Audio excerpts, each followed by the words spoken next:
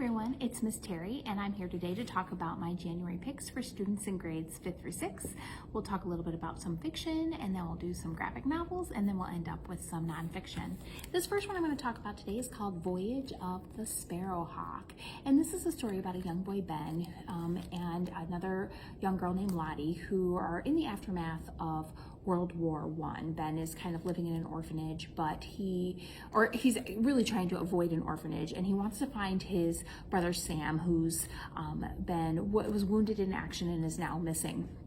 But he's convinced that Sam is still alive and he doesn't want to go to the orphanage, and he has this dog that he's found, and he convinces Lottie, who's really trying to escape kind of a cruel guardian, in the hopes of going to live with a older aunt that she knows of. And Ben convinces Lottie to come with him on his kind of ramshackle boat across the English Channel into France, in order to find the happily ever after they're both looking for.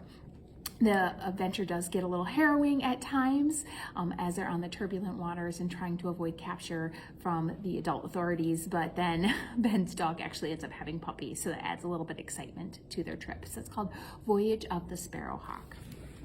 This next one is called A Wolf for a Spell, and this is about a young wolf pup named Zima, and she's pretty much been told her whole life that humans are evil and she should kill them on sight. But then one day she's in the woods and she finds a young girl named Nadia who she does not kill, but Zima has a sick pup that she needs help to save, and she decides to go into the forest to ask the witch Baba Yaga's help in saving the pup. Now, Baba Yaga is a very familiar character in folk and fairy tales. As a matter of fact, it's kind of based on the witch from Hansel and Gretel, is based on Baba Yaga. She's usually known as kind of an evil, kind of be careful what you wish for or what you ask of her, because sometimes it'll come back to haunt you. Now, Zima has asked Baba Yaga for help, and it turns out that Baba Yaga actually needs to be a wolf for a short amount of time to work on a spell that she's doing. So she asks Zima to swap bodies with her so that she can do the spell. And at that point, when they have switched bodies and Zima is in Baba Yaga's body, that Nadia comes to Baba Yaga's house to also ask for assistance. So this is a fairy tale kind of shrouded in magic, as well as two characters kind of learning what it's like to be in somebody else's footsteps. And maybe Zima will discover that what she's learned about humans is not true after all. Nothing Ever Happens Here is about a girl named Izzy who lives in a little town called Little Haven. It actually has little in the town title, and they're always complaining that nothing ever happens there. Well, in Izzy's world, things are happening. Her dad has just come out as a trans woman named Danielle, and this kind of throws Izzy and her sister Megan into kind of a tizzy. They aren't really sure what to do with this information. They're really struggling with this transition.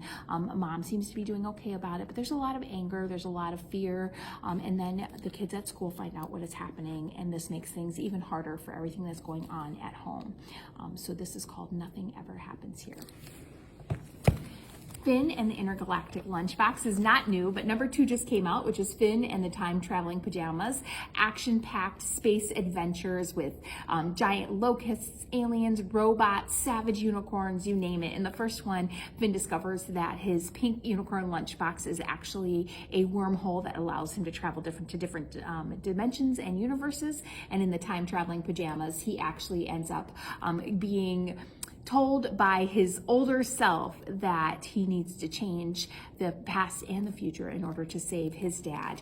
So both very action-packed adventures with a lot of fun characters and fun scenarios that Finn gets into. And number 3 is on the horizon.